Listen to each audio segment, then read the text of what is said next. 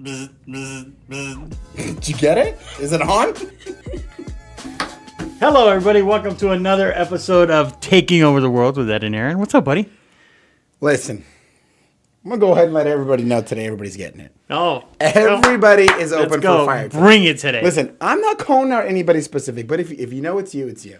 Okay? All right. I think I've been building my list, and I think from lack of, there's a long weekend, baseball tournament, Lack of Lake sleep. Havasu, fun weekend, good weekend with the boys, but I had too much windshield time with myself, and I think it's just time And that people need to be put on notice a little bit. You told me since Friday, get ready. I'm going to bring it on Monday. So you were preparing I've got some things that and listen, I'm not innocent in the whole deal. but you know what? I'm to the point where it's like people got to know. People got to know. First thing is, okay. Well, first of all, how was your trip to Arizona? You went to Arizona too, right? Well, my trip to Arizona was good until I get notification that there's a shooting at UNLV. Active shooter with your daughter at college for the first time. In the business college, which is where she goes. And you're not even in town. Correct.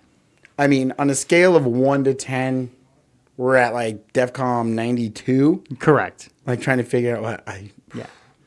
Luckily, the people we were there with in Arizona at the convention we were at, real supportive people, really good group of people. Yeah. One of them was like, hey, I went to ASU, but I was part of a sorority, so you tell me where she's at, and I'll have my sorority sisters go get her. Sure. And I'm like, oh, cool. All right. I mean, we had enough people in Vegas that were already. Oh, I was ready to call in every favor I had. I was rolling SWAT team to specific buildings. I was like I'm sure they're busy doing other stuff, but I'm like, hey, this is now about me. Yeah, dude, that's So that was. It's horrible. It's a horrible feeling being a parent and getting that news. It's horrible. It's horrible that we talk about it and we're like, well, only 3 lives were lost. It's horrible that it's become so normal here to have that kind of craziness, and you're like, oh, it's only 3. It sucks. That's probably the craziest part, right? But I'm glad that the kids were all safe. Yeah. The students were all safe. I mean, I feel bad for the professors, and this guy's obviously a nut job. Yeah. But other than that, the trip to Arizona was cool. And it's one of those things is that, you can't say enough, how much your heart and thoughts and prayers go out to these families. Oh, no. You never want to make light of any of this stuff. It's just egregious. There's no reason for it. But to the point, it's even our kids these days, they're now growing up. I mean, my kids are all under the age 12 and under. And it's they now just assume this is part of, how the world works. That's the crazy part. That's the wild and sad and bad part to your point. It's I mean, I heard comments from kids that were well, only 3 died. And, they don't mean it in any sensitivity No, way. no. Please don't take it that way. It was tragic, but it's that's the way of thinking now. That is Well, my nephew goes to school, and he goes to South Florida in Tampa, University of South Florida. Mm-hmm. And the Friday before, he called his dad because my brother is in West Palm, and he's in Tampa. And he calls him, he's like, hey, Dad, just to let you know, if you hear it on the news, I was not downtown. Mm. I ended up staying home. I didn't go downtown with all my buddies. I ended up staying home, just so you know, because they shot 5 people in downtown Tampa. So, you don't even call your family to be like, hey, you know what? I really tore it up this weekend. I had a great time. I couldn't... It took me 3 days to recover. That's not even the story of why you're calling your parents anymore. It's to call them and say, hey, if you hear the news, I'm safe. Yeah. It sucks. It's really bad. But like I said, thank God everybody that we know personally was okay and part of it. And my thoughts and prayers go out to the family of everybody involved that had to go through it. Because there's a lot of kids that are still super traumatized. I mean, one of my daughter's friends that she was with is still... she doesn't even know she wants to go back to school. I had a friend that, family friend of ours, they were there for the 1 October. Okay. And they had videos of being in hallways and stuff, and and she put a post out that's like, hey, if you know anybody that needs to talk, like it took me a year to get my mind like semi right. Like my mind will never be right, but it's like it took me a year just to like kind of finish processing what had happened. But it's wild. Let's get away from that depressing. Okay, let's go into so Arizona was the rest of it was fun. It was a great trip. I got to meet a lot of cool people. Got to talk to a lot of interesting people. So yeah. Well, I will tell you, we went to Havasu this weekend with the boys for a little tournament. Wind chill time, so I got some topics to talk about wind chill time. But I did realize yesterday that what we've also taught our kids in this society, we're going to have to go back and reteach them some things. They had never seen. First of all, the positive potato was fire. Okay. Second of all, they had no idea. It blew their mind that at the house we were staying, they had a VHS player. And so the cable, there was no cable. And we didn't have a lot of downtime. So we ended up watching Honey, I Shrunk the Kids on VHS. Nice. And it was like when I put it in and showed them, like it was blowing their mind. So I had to rewind it.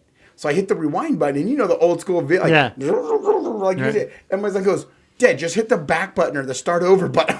I'm like, dude, there's no start over button. There's a piece here. I'm like, all what you have to do is close your eyes and just count to about 60, and we should be getting close, right? Like these guys had to explain. I had to go through like the Blockbuster, like Be Kind and Rewind. Yeah, Be Kind and Rewind. You had to roll in like on Friday night. You go to the big wall where all the new releases are, and you're like checking behind each box, like dang it. Nothing's there. So then you're like freaking out. You're like, okay, Hail Mary. What do you do? You wait to see who returned it. You go out to the front counter and you ask them because you know they have that bucket up there, right? You know they have the bucket. Of course, up there. you have to. Hey, you got such and such movie in? They go, hold on, let me check. And you hear them flipping through. I don't see it yet. So that was hilarious. And then we just started going down the deep dive of the old school stuff, right? Like the cassette player in your car, the birth of the CD like Walkman, like that was. Dude, when you got the CD Walkman, like you might as well have been like gangster. Yeah. Like, and then I was telling them like you had the cassette player. Like then when you got your car, right? Everything was still cassette player. So you had the cassette player that you put in that had like the wire that came off to plug into your CD Walkman. But then you had to like hold the Walkman while you were driving because if it fumbled, it would like skip, right? You remember that, dude? And they were like blow their minds. And then we started talking about like iPods, iPhones, and stuff. And I was like, dang, like. You think the iPhone's been around for like ever, right? And I remember talking to a buddy, and he was like, yeah, they're coming out with this new thing. Like, we're going to be able to make phone calls from our iPads now. And I remember, or iPods. I remember thinking like, dude, that's the dumbest thing I've ever heard. Like, I just give me my iPod so I can play some music, and like, I'm not going to make phone calls from it. When do you think the first iPhone came out? I want to say 2002. Dude, it was like 2000. I looked it up. It was like 2006, 2007 was the first iPhone. I mean, I had already moved to Vegas, but I mean, can you imagine? Like they have no like, it's wild. So on that topic, I'm going to give you two things. Remember when you wanted to date somebody and you made a mixtape? Oh yeah, sure. But you had to listen to the radio station to get the right song and record. Yes. You had to record it. You had to take off the pause. I told them about the VHS. So like, if you wanted to record like a movie or a game, like you had to wait. You had to like program the VCR. Okay, channel 4, hit record on it. Oh yeah. Dude. When you had to the tape, they had to record and play, and then you had to have pause, and then you had to take it off, put it back on. Yeah, there you go. It was some wild times. And then they got fancy. Then they had the old boombox with like the double cassette player so you could like go one to the other. Man, I mean, kids will never know how real the struggle was. Okay, let's get wind chill time. All right. My first topic of today. Right? Let's go. Listening to the book, because I don't read very well, right? We've gone over this. Listening to the book, the subtle art of not giving an F, right? Yep. First of all, great topics in there. Be careful when you make the decision to let maybe a younger child listen to them, thinking like, hey, this is a good topic. You should hear about this. I made that choice, and I got to live with the results. Went down an ugly turn that I was like, hey, and we're done with this. I'm going to go ahead and put my AirPods back in, right? So that was interesting. We almost had to shift gears into a different conversation in the middle of that book. But the one that I wanted my son to listen to is that they talked about values of life, and they talked about you are responsible for your life. Correct. Okay, and you need to take responsibility for your life. And the things that I see people posting, the comments that I see people making is that they fail to take responsibility for their life. Okay, and they went down this kind of this hole, which I thought was really cool, right? Is like, let's say like, and I'll use my own personal example. Like you go to the most extreme thing, right? When my father passed away. Okay, you have to take responsibility. Well, listen, it's not telling me that I got to be responsible for the cancer that killed him and took his life, right? But I am responsible for my life and how I react to it and what I do next, right? Like if I mope and pope and shrug my shoulders and go into a hole or start bad habits, whether it's drinking or drugs or quitting on people or distancing, like, dude, that's now on you. You have to take responsibility. And there's some people that need help. Right? So you go seek that help, but you have to be the one responsible. And so why I wanted him to listen to it is because it's like with school, with baseball, in sports, it's like, dude, you can't keep blaming everybody for your problems. Like, man up, take responsibility. The umpire makes a bad call. Listen, I'm not saying take responsibility for the bad call, but take responsibility of what happens next. Do you pout? Do you show up the umpire? Do you cry? Do you quit? Like, that's the part of life that you have to take responsibility for. Go to work. Right? And you get people in this industry, right? They want to play the victim card. Yeah. It's not my fault I don't do business. It's so and so's fault. They didn't teach me right. They gave me bad information. We didn't get along, okay? They like come on. Drop it. You had an opportunity to make money, take responsibility. Correct. Right? And don't put stuff out there that's not true. Like, that's the stuff that gets me. You want to play the blame game. You want to play victims. And, we all know those people that says, oh, I've done 5 deals this month, or I've done 30 deals this year. And you go like, man, you guys take responsibility for what you're saying. You know that's public information, right? Like, stop saying that it's everybody else's fault and they're the reason you're not successful in this brokerage or this firm or this umpire or whatever it is the reason that, like, you didn't succeed. Right. You had options to make choices, like take responsibility. And if you didn't, like, dude, you don't get to point the finger at somebody else and blame somebody else for that. Like, and that like, dude, it irks me. Right. And like, and to see people go after good people, and blame other people for their shortcomings and want to play everybody like, who's the scapegoat? The umpire's a scapegoat. The team leader at an office, the brokerage, the insurance company, the police officer. Oh, it's a police officer's fault. I was only going 10 miles an hour over. Well, guess what? You were going 10 miles an over.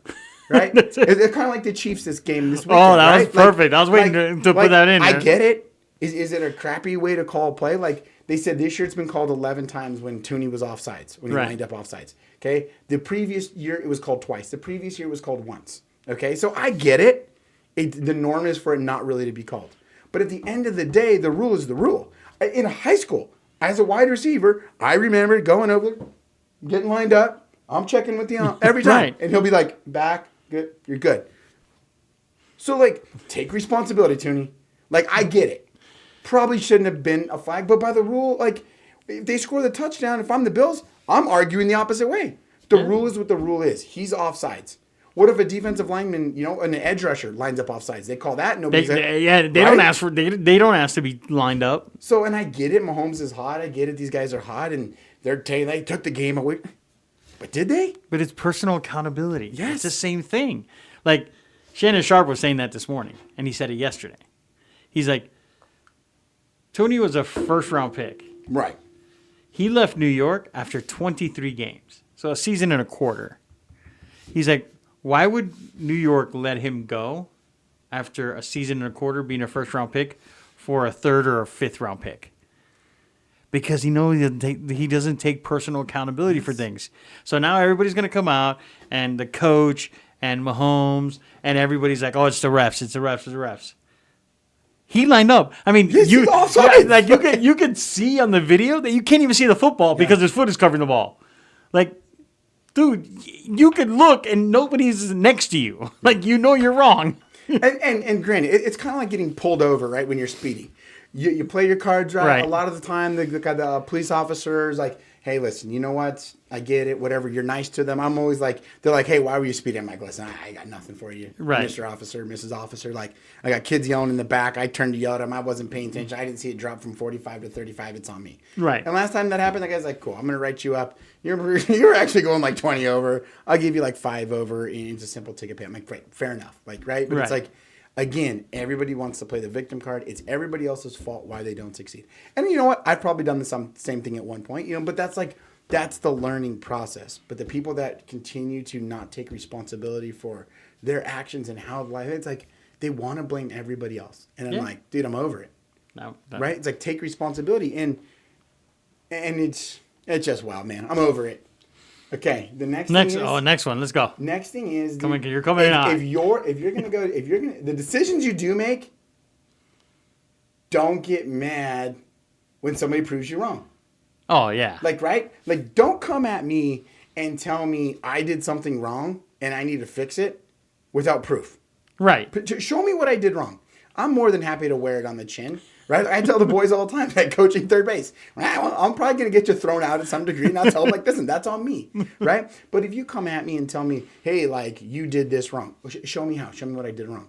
Right? You got a client like, hey, I want the, like, you didn't, I want the roof fixed. Okay. What's wrong with it? Well, I don't know, but I want it fixed. Like, man, if you're going to come at somebody and tell them to fix something or accuse them of something, bring the proof. Right. Right? And it drives me bonkers when people take the assertive place, like, well, you're wrong. Why? Well, because I feel like it.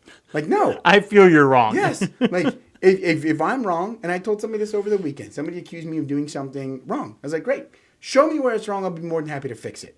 And then no proof came in, nothing. I said, well, while you're looking at it and while you're making these accusations, here's boom, boom, boom. Take a look at it. This is what I use to come to this decision. If it's wrong or it's missing something, let me know. We'll get it fixed.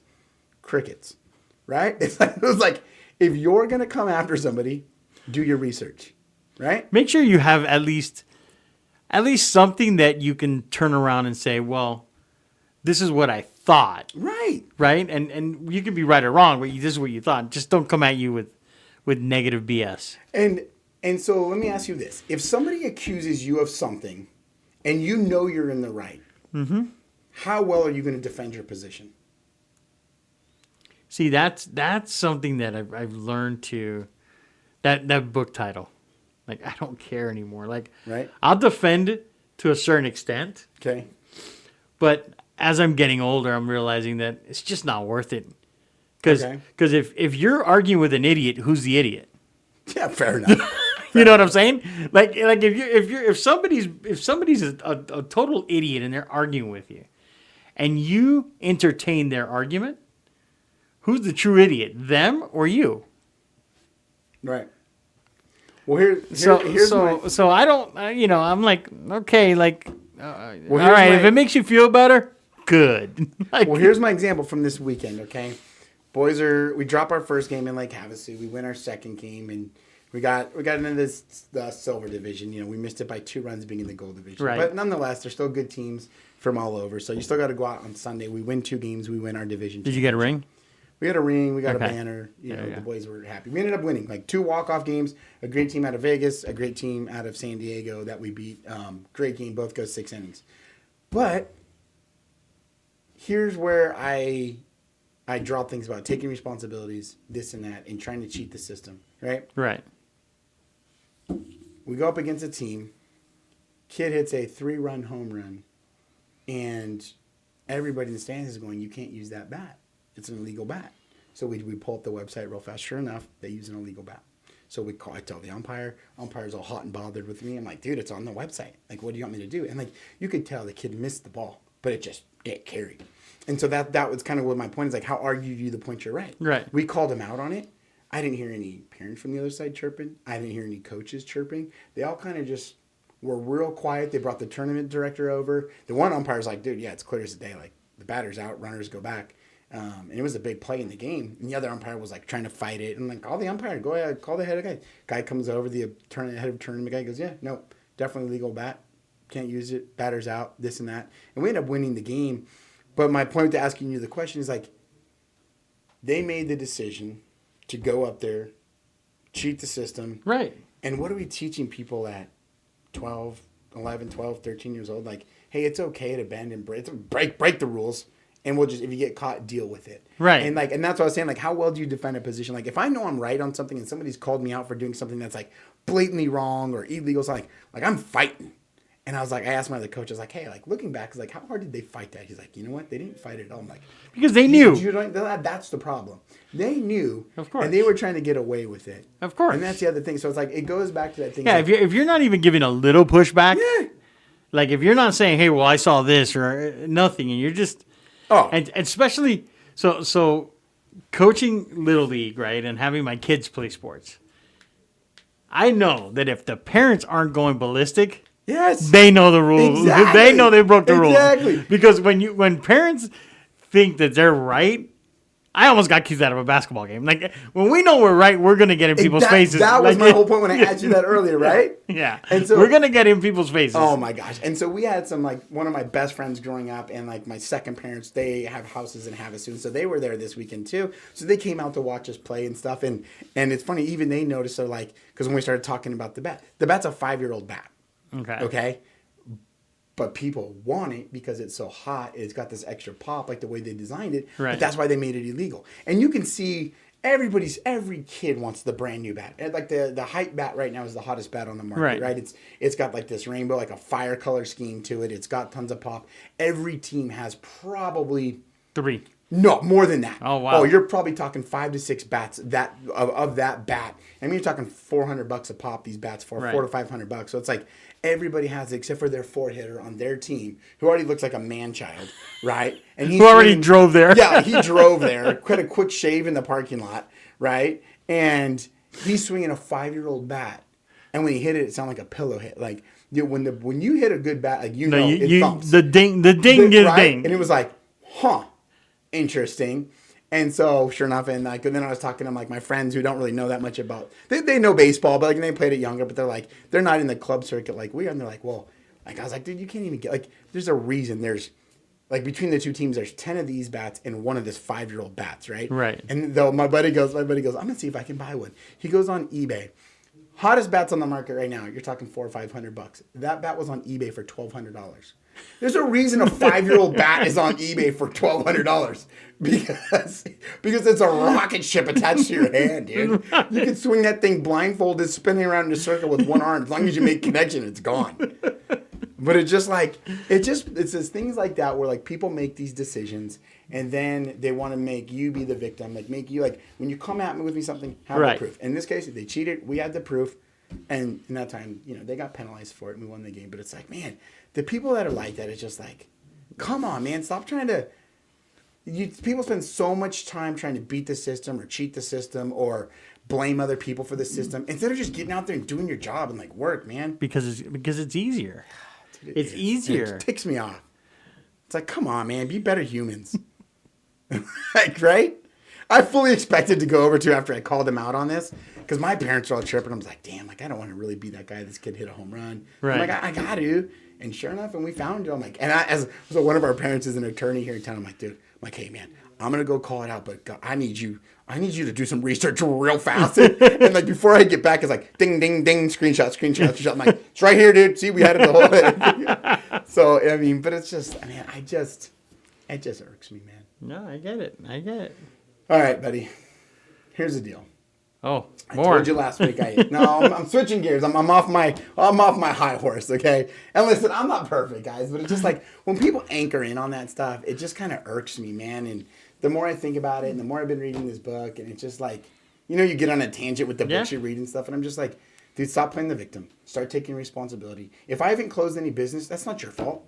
Dude, that's not Mercy's fault. That's not the office's fault. Like, that's my fault. That's my responsibility. You're right. Like, I can choose to wake up and grind or blame others. And, like, me not doing business is just me not taking responsibility for my outcome. I think we all need to go to start taking 500 milligrams of not give a fuck at all. And maybe that's what it is. But it's just like, it irks me. We need to be done with that. I mean, it is what it is. Come on, man. Like I don't know. Be an adult. Be an adult. Stop blaming me. Switch gears. Let's go to something good. So, in our family, every family's got traditions, right? Yep. So, tell me, I'm going to put you on the spot. Give me a holiday tradition. Let's just call it Christmas time, holiday season, Hanukkah time, whatever you guys are celebrating. What's something that you guys have as a tradition like going on right now?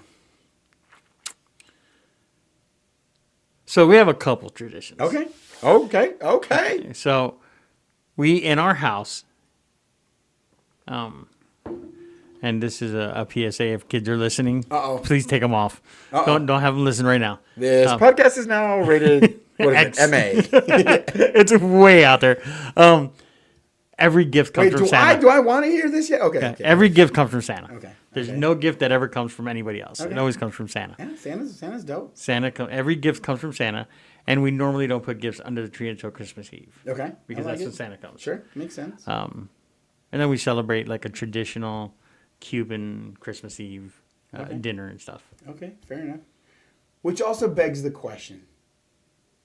I'm not like a Hallmark movie kind of guy, right? It's the same script. Right. I'll keep it in the background. I think they're entertaining. Go-to Christmas movie right now. If you can pick one movie that you have to watch during Christmas, what are you watching? 3, 2, 1, go. 3, 2, 1, go. 3, 2, 1, go. 3, It's 2, a 1, Wonderful go. Life for me, personally. It's so dorky. I know, but it's my favorite. Santa Claus 2 is probably the greatest holiday movie of all time. Actually, Santa Claus Elf. 2. Actually, this weekend we saw Elf. Elf. My daughter called me. She goes, "Dad, I'm watching your second favorite movie." I'm a big fan of So Elf. Elf we saw is this that. weekend. Santa Claus 2. I was trying to get the kids to watch Christmas Vacation. Christmas always solid. Always saw I mean that and then that's the best Christmas movie, Die Hard. Die Hard. Every year the debate is Die Hard a Christmas movie or not.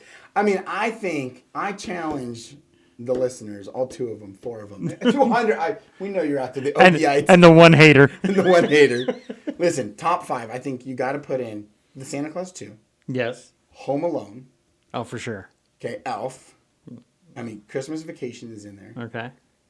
And then what's the 5th movie that rounds out the top 5 Christmas movies? I guess you go you got to throw in like one of the Grinches, maybe the new animated Grinch. No, I like the original And Grinch. that Grinch is creepy as hell, though. Yeah, but it's Jim Carrey. Come I on. know, but still. The Grinch. All right, so that rounds out the top 5? Yeah. Okay, well, in our house, we started this a while ago. And every year, my wife's amazing. It's amazing for a lot of reasons, right? But this is what's really cool is that, so every year she has kind of gone out and made, bought, found, orchestrated, getting an ornament for every member of our family that kind of sums up the year. Oh, Right? wow. Yeah, like the first year I got into real estate from a licensing point of view, I think she bought me like a house ornament, right?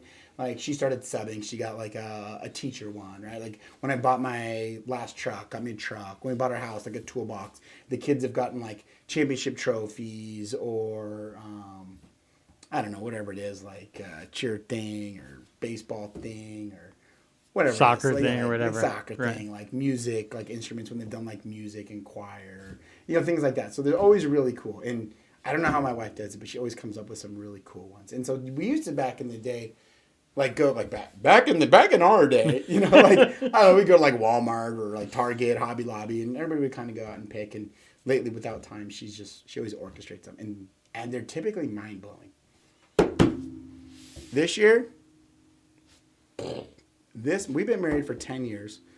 I bet you we started this, I don't know, maybe 8 years. Maybe we started it when our son was born. I mean, there's like baby picture wands, Right, like right. the things that the kids make, like you name it, like our tree has like that Right. kind of cool, like when you look on it, it's like a memory book on the tree, which is really cool. I know not some people's cup of tea, they want it No, all I think that's perfect super and cool. timed, but like you can literally like, I've got like ASU Sun Devil ones on there and stuff like that. It's cool. So this year she got me an ornament that blew my marbles. Like I was like, dude, this is sick. What'd she get Okay. you? Not only did she get me one, she got you one. No way.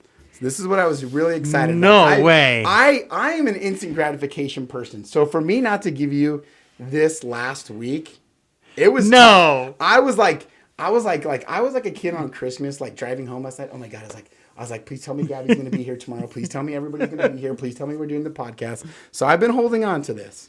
I hope you like it. Okay. It can go on your tree. It doesn't have to. You can hang it around your neck. You can make a necklace out of it. But this is the same ornament that I got from this year. Here it is, sir. Tell me what your thoughts are. Dude, this is How awesome. sweet is that? This is sick. This is amazing. Right? Isn't that cool? Wow. Dude, this is like So the you gotta show coolest. the people. People, check this out. We gotta get this in the camera. So this is the ornament for this year, right? We've got Wow. Air taking over the world there, and we got our podcast mic, dude. This Isn't is that cool, dude? sick. When This I is saw sick, that, dude. I tuned over for a second. I was like, dude, like it just reminded me of like this year in a nutshell with just Everything like going the on. businesses and like You know, Wow, like this you guys, is like us awesome. working together and trying to build new stuff, and you guys like bringing me in. You know, like we had a couple messages on Thanksgiving, but when I saw that, I was like, dude, this is. That is sick, that dude. cool? That's going on the tree for sure. I know. I was really. This excited is about amazing, that. Yeah, dude. she crushed it. How did she do this? I don't know, dude. But when she showed it, because we don't save our ornaments like for like Christmas Day. Like we just as they come in, we start to show them off. And when she showed me that, I was just like, oh my god. She's like, and there's one for Ed, and I'm like, dude. And I'm like, I'm giving it to Troy. I'm like, nope. I gotta wait. Wow, dude. That's like super. That's what Mercy was talking about. You said that I have something for I had you. something for you. Wow, dude. That's amazing. You know what's also amazing? That she might almost like me. Fair enough. I'm always like, does she like us or not? But apparently she does. She's a tough cookie to crack. Sometimes I wonder if she likes me or not. So I think it's kind of a day by day, decision by decision, situation. But dude, this is like so thoughtful. Yeah, this is I think probably one of the best presents I've isn't ever that gotten. cool? Yeah. Oh, that's going on the tree as soon as I get home. Yeah, well, it just goes to show how much we love you guys. We appreciate you guys, and taking over the world. It's official. It's not only in writing. It's going on the tree. It's an ornament. I mean, there's nothing left now to do but take over the world. That's it. We got to do it. So I don't know. You brought it today. There you go, buddy. There's my rant. There's you my brought Winfield it? shock. There's my happy Merry Christmas, Happy Holidays, Happy Hanukkah, Kwanzaa, the whole nine. Whatever you got, to each their own, and There we go. just to remember what's really important. That's it. Taking over the Take world. it over. All right, buddy. We'll talk to you next week. All righty.